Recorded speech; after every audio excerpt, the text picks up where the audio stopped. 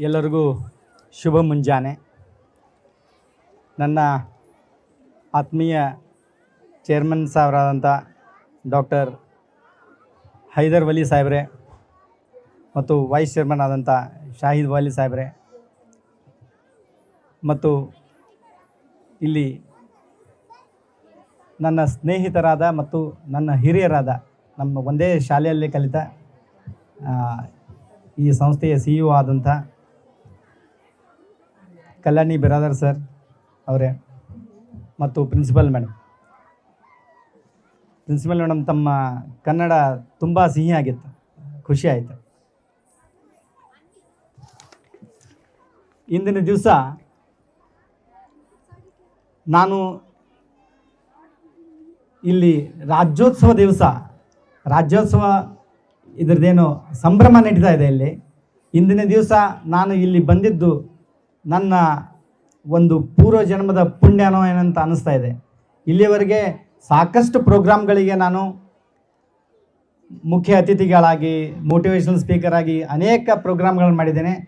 ಆದರೆ ನಾನು ಮೊದಲೇ ಬಾರಿ ಕನ್ನಡದ ಬಾವುಟವನ್ನು ಹಾರಿಸಿದ್ದು ಇದು ಮೊದಲೇ ಬಾರಿ. ನನಗೆ ಒಂಥರ ರೋಮಾಂಚನ ಆಯಿತು ಆ್ಯಕ್ಚುಲಿ ಆ ಕನ್ನಡ ಬಾವುಟ ಹಾರಿಸುವಾಗ. ಇಂದಿನ ದಿವಸ ಬರೀ ಈ ಕನ್ನಡ ರಾಜ್ಯೋತ್ಸವವನ್ನು ಸಂಭ್ರಮದ ದಿವಸ ಅಲ್ಲ, ನಮ್ಮ ಕನ್ನಡ ರಾಜ್ಯದ ಒಂದು ಸಾಂಸ್ಕೃತಿಕ ಮತ್ತು ನಮ್ಮ ಕನ್ನಡ ರಾಜ್ಯದ ಇಲ್ಲಿವರೆಗೆ ಏನೇನು ಅಚೀವ್ಮೆಂಟ್ ಸಾಧನೆ ಮಾಡಿದೆ ಅದನ್ನು ಸಂಭ್ರಮ ಮಾಡುವ ದಿವಸ ಇವತ್ತು. ಮತ್ತು ನಮ್ಮ ಭಾಷೆ ಏನಿದೆಯಲ್ಲ, ನಮ್ಮ ಅಣ್ಣವ್ರು ಹೇಳ್ದಂಗೆ ನಮ್ಮ ಕನ್ನಡ ಭಾಷೆ ಅಂದರೆ ಜೇನಿನ ನುಡಿ ಇದ್ದಂಗೆ. ನೀವೆಲ್ಲ ಕೇಳಿರ್ತೀರ ಹಾಡ, ಈಗ ಅನೇಕ ಪಾಲಕರೆಲ್ಲ ಬಂದಿದ್ದೀರಿ ಇಲ್ಲಿ. ಹಾಲಿನ ಹೊಳೆಯೋ ಜೇನಿನ ಮಳೆಯೋ ಆ ಹಾಡ ಅಂದರೆ ನಿಜವಾಗ್ಲೂ ನಮ್ಮ ಕನ್ನಡ ನಾಡಂದರೆ ಅನೇಕ ನದಿಗಳ ನಾಡು, ಅನೇಕ ಜಲಪಾತಗಳ ಬೀಡು ಮತ್ತು ತುಂಬ ಒಳ್ಳೆಯ ಸಂಸ್ಕೃತಿಯ ನಾಡು. ಇದನ್ನು ಈ ಸಂಭ್ರಮ ಮಾಡೋದಿದೆಯಲ್ಲ ವರ್ಷ, ಇದರಲ್ಲಿ ಒಂದು ದೊಡ್ಡ ಖುಷಿನೇ ಖುಷಿ. ನಮಗೆಲ್ಲ ಗೊತ್ತಿದ್ದಂಗೆ ಕನ್ನಡ ಭಾಷೆ ಏನಿದೆಯಲ್ಲ, ಈಗೀಗ ಹುಟ್ಟುಕೊಂಡದ ಭಾಷೆ ಅಲ್ಲ, ಇಡೀ ನಮ್ಮ ದೇಶದಲ್ಲೇ ಇದು ಒಂದು ತುಂಬ ಪುರಾತನವಾದ ಒಂದು ಭಾಷೆ.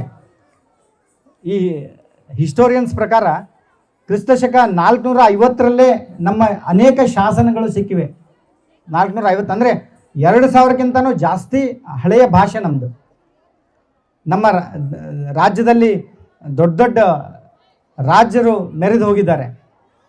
ವಿಜಯನಗರ ಕಿಂಗ್ಡಮ್ ಆಗಿರ್ಬೋದು, ಬಹಮಿನಿ ಕಿಂಗ್ಡಮ್ ಆಗಿರ್ಬೋದು, ಹೀಗೆ ಅನೇಕ ರಾಜ್ಯರು ಇಲ್ಲಿ ಸ್ಥಾಪನೆ ಮಾಡಿ ತಮ್ಮ ತಮ್ಮ ರಾಜ್ಯಗಳನ್ನು ಇಡೀ ದೇಶದ ತುಂಬೆ ಹರಡಿದ್ದಾರೆ. ಅಂದರೆ ಕನ್ನಡ ರಾಜ್ಯ ಎಷ್ಟು ದೊಡ್ಡದಾಗಿರ್ಬೋದು ಮುಂಚೆ, ಆದರೆ ಕ್ರಮೇಣವಾಗಿ ಅದು ನಶಿಸಿ ಹೋಗಿದೆ. ತುಂಬ ದುಃಖಕರ ವಿಷಯ. ಆದರೆ ನಮ್ಮ ಅಚೀವ್ಮೆಂಟ್ಸನ್ನು ಇವತ್ತು ನಾವು ನೋಡಿ ಒಂದು ಉತ್ಸಾಹ ಪಡಬೇಕು. ವಿಜ್ಞಾನ ಮತ್ತು ತಂತ್ರಜ್ಞಾನದಲ್ಲಿ ನಮ್ಮ ಭಾರತದ GDP 8% GDP ನಮ್ಮ ಕರ್ನಾಟಕ ರಾಜ್ಯದಿಂದನೇ ಹೋಗ್ತಾ ಇದೆ. ಆಮೇಲೆ 65% ಆಫ್ IT ಅಂದರೆ ವಿಜ್ಞಾನ ಮತ್ತು ತಂತ್ರ IT ಏನು ಆಗ್ತಾ ಇದೆ ಭಾರತದ್ದು, 65% ನಮ್ಮ ರಾಜ್ಯದಿಂದನೇ ಆಗ್ತಾ ಇದೆ. ಆಲ್ಮೋಸ್ಟ್ 50% ಆಫ್ ಯುನಿಕಾರ್ನ್ ಅಂತ ಏನು ಹೇಳ್ತಾರೆ, ಅಂದರೆ $1 billion ವರ್ತ್ ಕಂಪ್ನಿ ಸ್ಟಾರ್ಟಪ್ಸ್, 50%ಗಿಂತ ಜಾಸ್ತಿ ಕಂಪ್ನಿಗಳು ನಮ್ಮ ಬೆಂಗಳೂರಲ್ಲಿ ಸ್ಟಾರ್ಟ್ ಆಗ್ತಿದೆ. ಇದು ಎಂಥ ಹೆಮ್ಮೆಯ ವಿಷಯ ರೀ ಇದು. ಆಮೇಲೆ ಒಂದು ವಿಚಾರ ನೋಡಿ, ನಾನು ನಮ್ಮ ಚೇರ್ಮನ್ ಸರ್ ಜೊತೆ ಕುಳಿತಿದ್ದೆ. ಅವರು ನಡೆದು ಬಂದ ಹಾದಿಗಳನ್ನು ನೋಡಿ, ನಮ್ಮ ಹೈದರ್ ವಾಲಿ ಸಾಹೇಬರು ಒಂದು ಚಿಕ್ಕ ಹಳ್ಳಿಯಿಂದ ಬಂದವರು. ಆ ಸ್ಕೂಲ್ಗಳಲ್ಲಿ ಒಂದು ಒಳ್ಳೆಯ ಟೈಲ್ಸ್ ಪರಿಸಿನೂ ಇರ್ತಿರಲಿಲ್ಲ. ಅಂಥ ಸ್ಕೂಲ್ನಲ್ಲಿ ಆ ಕೌಡಂಗ್ ಹೇಳ್ತಾರಲ್ಲ, ಸೆಗಣೆ ಸಾರಿಸಿದಂಥ ಒಂದು ಶಾಲೆಯಲ್ಲಿ ಕುಳಿತು ಕಲಿತು ಇಷ್ಟು ಎತ್ತರಕ್ಕೆ ಬೆಳೀತಾರಂದರೆ ಅದಕ್ಕಿಂತ ಹೆಮ್ಮೆ ವಿಷಯ ಏನಿದೆ ಇಲ್ಲಿ? ಅಷ್ಟೇ ಅಲ್ಲ, ಅಂಥ ನಿಮ್ಮ ಅಂಥ ಒಬ್ಬರು ಪರ್ಸನ್ನು ನಿಮ್ಮ ಸ್ಕೂಲನ್ನು ನಡೆಸ್ತಾ ಇದ್ದಾರೆ. ಆ ಥರ ನೀವು ಎಷ್ಟು ಅದೃಷ್ಟವಂತರಾಗಿರ್ಬೋದು ಅದನ್ನು ವಿಚಾರ ಮಾಡಿ. ಆಮೇಲೆ ಈಗಿನ ಪಾಲಕರು ಮಕ್ಕಳಿಗೆ ಸಿಕ್ಕಾಪಟ್ಟೆ ಅಬಂಡೆನ್ಸ್, ಅವ್ರಿಗೆ ಏನು ಕೇಳ್ತಾರ, ಒಂದು ಕೇಳಿದರೆ 10 ಕೊಡಿಸ್ತೀರ ನೀವು. ಆದರೆ ನಿಜವಾಗ್ಲೂ ಈ ಥರ ಸಕ್ಸಸ್ಫುಲ್ ಪರ್ಸನ್ ಬಂದು ನೋಡಿದರೆ what is important is theory of I would say constraints. ನಮಗೆ ನಮ್ಮ ಜೀವನದಲ್ಲಿ ಎಷ್ಟು ನಮಗೆ ಕಡಿಮೆ ಇರ್ತದೋ ಅಷ್ಟು ನಾವು ಎತ್ತರಕ್ಕೆ ಬೆಳಿತೀವಿ. ಆ ಏನೇ ಒಂದು ಚಿಕ್ಕ ಒಂದೊಂದು ಊಟಕ್ಕೂ ಸಹಿತ ಒಂದು ಹಸಿವು ಇರಬೇಕು, ಅಂದರೆ ಅದನ್ನು ಎಂಜಾಯ್ಮೆಂಟ್ ಆಗ್ತದೆ. ನೀವು ತುಂಬ ನೀರಡಿಕೆ ಆದಾಗ ಬರೀ ಒಂದು ತೊಟ್ಟು ನೀರು ಕೊಟ್ಟರೆ ಎಷ್ಟು ಖುಷಿ ಆಗುತ್ತೆ. ಆ ಖುಷಿ ಮಕ್ಕಳಿಗೆ ಕೊಡ್ಬೇಕು. ನೀವು ಆ ಖುಷಿ ಕೊಡ್ಬೇಕಂದ್ರೆ ಮಕ್ಕಳಿಗೆ ಅವರು they have to become very hungry, they have to be like ತುಂಬ ಕನ್ಸ್ಟೆಂಟ್ ಇರೋ ಲೈಫಲ್ಲಿ. ಎಲ್ಲನೂ ಕೇಳಿದ್ದೆಲ್ಲ ಕೊಡಿಸ್ಲಿಕ್ಕೆ ಹೋಗ್ಬಾರ್ದು. ಅಂದರೆ ನಿಮ್ಮ ಪ್ರೀತಿ ಇರಲಿ, ಆ ಪ್ರೀತಿ ಅದರಲ್ಲಿ ಕನ್ವರ್ಟ್ ಆಗಬಾರ್ದು. ಈ ಸ್ಕೂಲ್ ನನಗೆ ತುಂಬ ಖುಷಿ ಅನ್ನಿಸ್ತಾ ಇದೆ. ಆ್ಯಕ್ಚುಲಿ ನಾನು 2ನೇ ಸಾರಿ ಬಂದಿದ್ದು. 1ನೇ ಸಾರಿ ಬಂದಾಗೆ ಇಷ್ಟು ಯುನೀಕ್ ಆಗಿ ಸ್ಕೂಲ್ ಮಾಡಿದ್ದಾರೆ.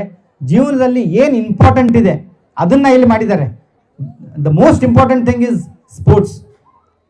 ಕ್ರೀಡೆ ಒಂದೇ ಒಂದು ಫೀಲ್ಡು ನಿಮಗೆ ಸೋಲನ್ನು ಸೆಲೆಬ್ರೇಟ್ ಮಾಡೋದು ಕಲಿಸುತ್ತೆ.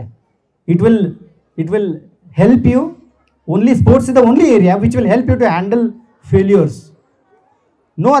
No other field can help you handle failures. ನಾವು ಇಲ್ಲಿ ಫೇಲ್ಯೂರ್ ಕಲಿತ್ರೆ ಎಲ್ಲ ಕಡೆನೂ ಫೇಲ್ಯೂರ್ ಆಗಲಿಕ್ಕೆ ನಮಗೆ ಇಲ್ಲಿ ನೋಡಿ, ಎಷ್ಟೋ ಮಕ್ಕಳು 10th ನನಗೆ 98 ಬರಬೇಕಿತ್ತು, ಬರೀ 95 ಬಂತು ಅಂತ ಹೋಗಿ ಸೂಸೈಡ್ ಮಾಡ್ಕೊಂಡಿದ್ದಾರೆ. ಇದೆಂತದ್ರಿ? ಇದು ಸರಿನಾ? ಇದು what is important in life is not marks. ಇದು ಪಾಲಕರು ತಿಳ್ಕೋಬೇಕು. ಮಾರ್ಕ್ಸ್ ಬಗ್ಗೆ ಮಕ್ಕಳ ಮೇಲೆ ಪ್ರೆಷರ್ ಹಾಕಬೇಡಿ. ಅವ್ರಿಗೆ ಒಳ್ಳೆಯ ಹ್ಯೂಮನ್ ಬೀಯಿಂಗ್ ಮಾಡಿ. ಇದು ನನ್ನ ಮಾತಲ್ಲ, ತಮ್ಮ ಚೇರ್ಮನ್ಗಳ ಮಾತು. ಇದನ್ನು ನಾನು ಇಲ್ಲಿ ಹೇಳ್ತಾ ಇದ್ದೀನಿ. ಆ್ಯಂಡ್ ಇದು ತುಂಬ ನಿಜ. ಇದು ಜೀವನದಲ್ಲಿ ನಾನು ಇಲ್ಲೇ ಬರಬೇಕಾದ್ರೆ, ಯಾರೇ ಇಲ್ಲೇ ಬರಬೇಕಾದ್ರೆ ನಿಮ್ಮ ಮಾರ್ಕ್ಸ್ ತೊಗೊಂಡು ನಿಮ್ದು ಎಷ್ಟು ಮಾರ್ಕ್ಸ್ ಅಂತ ತೊಗೊಳ್ಳಿ ಕೇಳಿ ನನಗೆ ಇದನ್ನು ಹಾರ ಹಾಕಿದ್ರ? ಇಲ್ಲ. ಇದನ್ನು ಬರಬೇಕಾದ್ರೆ ನಮಗೆ ಎಷ್ಟೋ ಏರಿಯಾದಲ್ಲಿ ನಿಮಗೆ ಎಕ್ಸ್ಪರ್ಟೀಸ್ ಬೇಕಾಗ್ತದೆ. ಮತ್ತು ಇನ್ನೊಂದು ವಿಷಯ ನಾನು ಚೇರ್ಮನ್ ಸಾಹೇಬ್ರಿಗೆ ಹೇಳ್ತಾ ಇದ್ದೆ, ಒಬ್ಬನು ಒಂದು ಏರಿಯಾದಲ್ಲಿ ಸಕ್ಸಸ್ಫುಲ್ ಆದರೆ it is the attitude of that person which has made him success. ಆ ಅಟಿಟ್ಯೂಡನ್ನು ಆ ಮಕ್ಕಳಲ್ಲಿ ಬೆಳೆಸಬೇಕು. ಒಂದರಲ್ಲಿ ಗೆಲುವು ಸಾಧಿಸ್ಲಿಕ್ಕೆ ಅವನು ಅಟಿಟ್ಯೂಡ್ ಇತ್ತಂದರೆ ಎಲ್ಲ ಫೀಲ್ಡಲ್ಲೂ ಅವನು ಗೆಲ್ತಾನೆ. ಅದನ್ನು ನೆನಪಿಡಿ. ಈಗ ನಮ್ಮ ಕರ್ನಾಟಕದ ನೋಡಿ, ವಿಜ್ಞಾನ ಮತ್ತು ತಂತ್ರಜ್ಞಾನ ಇದರಲ್ಲಿ ನಮ್ಮ U R Rao ISRO chairman ಆದರು. ಅವರು ತುಂಬ ಒಂದು ಚಿಕ್ಕ ಹಳ್ಳಿ ಉಡುಪಿ ಹತ್ರ, ಅಲ್ಲಿಂದ ಬಂದವರು, ಗೌರ್ಮೆಂಟ್ ಶಾಲೆಯಲ್ಲಿ ಓದಿದವರು. ಆಮೇಲೆ ಈಗ ಯಾರ್ಯಾರು ಹೆಸರು ತೊಗೊಳ್ತೀನಿ, ಎಲ್ಲರೂ ತಮ್ಮ ತಮ್ಮ ಗೌರ್ಮೆಂಟ್ ಶಾಲೆಯಲ್ಲಿ ಕಲಿತು, ಗೌರ್ಮೆಂಟ್ ಶಾಲೆಯಲ್ಲಿ ಫೆಸಿಲಿಟಿ ಇರಲ್ಲ, ಏನು ಕಲೀಲಿಕ್ಕೆ ಸಾಧನಗಳಿರಲ್ಲ, ಹೋಗಲಿ ಒಳ್ಳೆಯ ಟೀಚರ್ಸು ಇರಲ್ಲ, ತುಂಬ ಜನ ಟೀಚರ್ಸ್ ಇರಲ್ಲ. ಆದರೆ ಯಾರೇ ಒಬ್ಬರು 2 ಟೀಚರ್ಸ್ ಇದ್ದರೂ ಅವರು ಒಳ್ಳೆ ಕೆಲಸ ಮಾಡ್ತಿರ್ತಾರೆ. ಅದೇ ಕಾರಣ ಇಷ್ಟು ಎತ್ತರಕ್ಕೆ ನಾವೆಲ್ಲರೂ ಬೆಳೆದಿದ್ದು. ಡಾಕ್ಟರ್ ಯು ಆರ್ ರಾವ್ ಆಗಿರ್ಬೋದು, ಡಾಕ್ಟರ್ ಕೆ ಕಸ್ತೂರಿರಂಗನ್ ಅವರು ನಮ್ಮ ಕನ್ನಡಿಗರು. ಅವರು ಇಸ್ರೋ ಚೇರ್ಮನ್ ಆದಾಗ 80 ರಾಕೆಟ್ಗಳನ್ನ ಉಡಾವಣೆ ಮಾಡಿ ಬಾಹ್ಯಾಕಾಶದಲ್ಲಿ 70ಕ್ಕೂ ಹೆಚ್ಚು ಉಪಗ್ರಹಗಳನ್ನು ಲಾಂಚ್ ಮಾಡಿದರು. ಆಮೇಲೆ ಡಾಕ್ಟರ್ ವಿಶ್ವೇಶ್ವರಯ್ಯ ಬಗ್ಗೆ ಎಲ್ಲ ಗೊತ್ತಿರ್ಬೋದು. ಇವರು ಒಂದು ಹೆಮ್ಮೆಯ ಕನ್ನಡಿಗರು. KRS ಡ್ಯಾಮ್ ಕಟ್ಟಿದರು, ಹೀಗೆ ಅನೇಕ ಡ್ಯಾಮ್ಗಳನ್ನು ಕಟ್ಟಿದರು. ಇವರ ಕೆಲಸ ಇವನ್ ಬ್ರಿಟಿಷರ್ಸು ಲೈಕ್ ಮಾಡಿ ಅಲ್ಲೂ ಅನೇಕ ಕೆಲಸಗಳನ್ನು ಮಾಡಿದ್ದಾರೆ. ಆಮೇಲೆ ನಾರಾಯಣ ಮೂರ್ತಿಯವರು ಇಲ್ಲೇ ನಿಮ್ಮ ಸಮೀಪ ಇನ್ಫೋಸಿಸ್ ಸಂಸ್ಥೆಯ ಸಂಸ್ಥಾಪಕರು. ಈಗ 50,000 ಜನ ಅವ್ರಿಗೆ ಕೆಲಸ ಮಾಡ್ತಾರೆ. ಆಮೇಲೆ 50,000 ಜನರಲ್ಲಿ most of them come from a lower middle class background.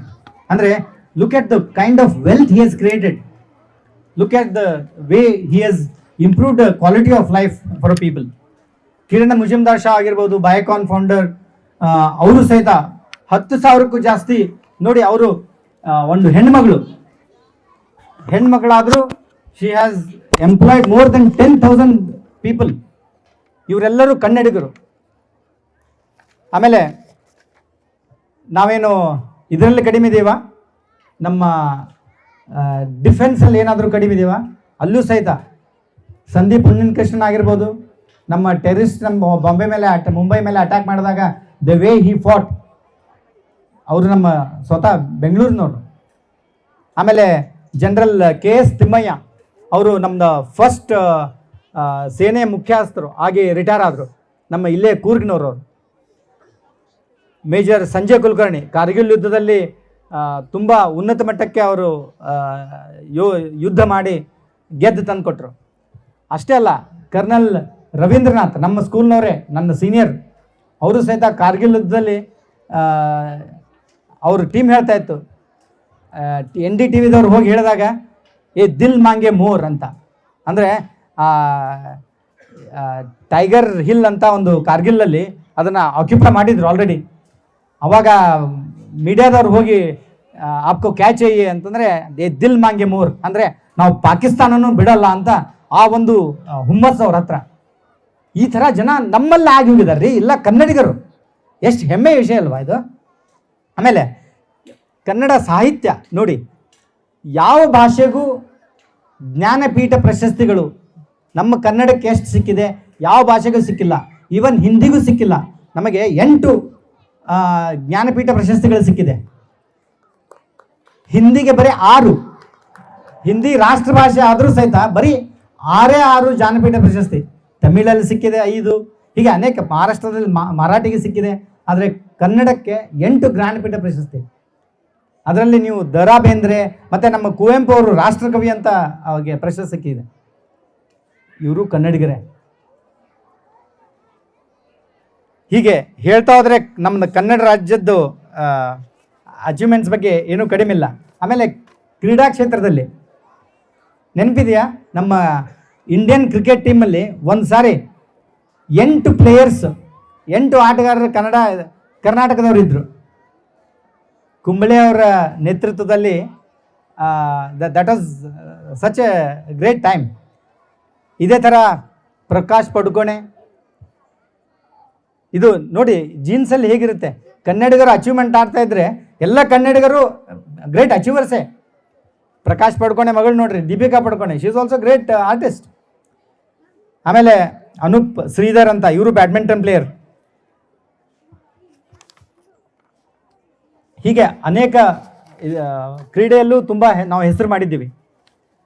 ಆಮೇಲೆ ಪ್ರವಾಸೋದ್ಯಮ ಮತ್ತು ಪರಿಸರ ಸೌಂದರ್ಯ, ನೀವು ಕೋಸ್ಟಲ್ ಕರ್ನಾಟಕ ಹೋಗಿ ನೋಡಿ, ಎಷ್ಟು ಫಾಲ್ಸ್ಗಳು, ಬೀಚ್ಗಳು, ಗುಡಿಗಳು, ಹೀಗೆ ಅನೇಕ ಸೌಂದರ್ಯ. ಇಲ್ಲೇ ಸ್ವರ್ಗ. ಈ ಕರ್ನಾಟಕನೇ ಒಂದು ಸ್ವರ್ಗ ಅನಿಸುತ್ತೆ ಅಲ್ಲೆಲ್ಲ ಹೋದರೆ. ನಮ್ಮ ಕೂರ್ಗ್ ಆಗಿರ್ಬೋದು, ಚಿಕ್ಕಮಗಳೂರು ಆಗಿರ್ಬೋದು, ಆ ಸೌಂದರ್ಯ ಯಾವ ರಾಜ್ಯದಲ್ಲೂ ಆ ಥರ ಸೌಂದರ್ಯ ಇಲ್ಲ. ಆಮೇಲೆ ನಾನು ಒಂದು ಚಿಕ್ಕ ಹಳ್ಳಿಯಿಂದ ಬಂದವನು, ಬಾಡಗಂಡಿ ಅಂತ ಗ್ರಾಮದ್ದು. ಯಾರು ನನ್ನ ಬಗ್ಗೆ ಇದನ್ನು ಓದಿದರು. ನಾನು ಕನ್ನಡ ಮೀಡಿಯಮ್ನಲ್ಲೇ ಶಾಲೆ ಕಲಿತು ಮುಂದೆ ಸೈನಿಕ್ ಸ್ಕೂಲಲ್ಲಿ ಕಲಿಯೋ ಒಂದು ಅವಕಾಶ ನನಗೆ ದೊರೀತು. ಹೀಗೆ ನಾನು IT ಇಂಡಸ್ಟ್ರಿಯಲ್ಲಿ ಎಂಟ್ರಾಗಿ ಆಮೇಲೆ ಅಮೇರಿಕಾ, ಹಾಗೆ ಒಂದು 14 ಕಂಟ್ರಿಗಳಲ್ಲಿ ಕೆಲಸ ಮಾಡಿದೆ. ಬಟ್ ಎಷ್ಟೇ ಕಂಟ್ರಿಗಳಲ್ಲಿ ದೊಡ್ಡ ದೊಡ್ಡ ಉನ್ನತ ಇದರಲ್ಲಿ ಕೆಲಸ ಮಾಡಿದ್ರು, ನಮ್ಮ ಕನ್ನಡ ನಮ್ಮ ಗೆಳೆಯರ ಜೊತೆ ಆ ಉತ್ತರ ಕರ್ನಾಟಕ ಶೈಲಿಯಲ್ಲಿ ಲೇ ಬಾಲೆ ಮಗನ ಅಂತ ಒಂದು ಆ ಸೊಗಡಿನಲ್ಲಿ ಮಾತಾಡಿದಾಗ ಏನು ಖುಷಿ ಇರ್ತದೆ, ಆ ಖುಷಿ ಎಲ್ಲೂ ಸಿಗಲ್ಲ. I know there are many parents here, who have mostly migrated from the other states, and I'm sure you may not have understood what I've been talking about. And in fact, I've been so happy to be here, and I'm so such a proud Kannadiga. I'm sure so as you do, because uh, Karnataka has been feeding you with such a beautiful weather. I'm sure the kind of weather that you get in Bangalore, you will never get anywhere. And not only weather, but the kind of people surrounded by you. Especially, I have seen, I have worked in other states, the kind of road raging or the kind of aggressiveness, people feel in the other states. Definitely, you don't feel it here. People are very, very friendly, and we treat everyone like our own family members. And these kind of people you will never find. And the best part is the kind of work environment, the kind of opportunities that everyone is making here. It's an amazing state to be here, and I think you have all the responsibility to give it back to the state. Only what state is expecting, I'll tell you, it is not a big thing. Please learn Kannada. That's it. It's only by that you can give it back to the state. And I think Karnataka definitely deserves this. And better, your Kannada ambassadors are within your own home. Kids, you should learn. I know it's sometimes difficult to learn Kannada. Kannada is actually not difficult, but your kids, is for them it's easy to learn Kannada, and you learn Kannada from your kids. That's the best way to learn Kannada. And you should always try to talk to them in Kannada. No, forget about it. They will definitely learn English. They will be very successful. But what's happening when you make them learn Kannada? You are making them build an attitude of giving back. Giving back to the land where you are earning. So that's the attitude you are building in them. Automatically, they will take a success path. Don't worry about if they keep speaking in mother tongue or Kannada, they will not become successful. Only English is necessary. No, it is not the case. And I have seen people in Toyota. We keep making visits to Toyota here. Many Japanese who have come in Karnataka, they have learnt Kannada, and they speak in Kannada, and they say their life has become easy to manage things once they started mixing with this culture.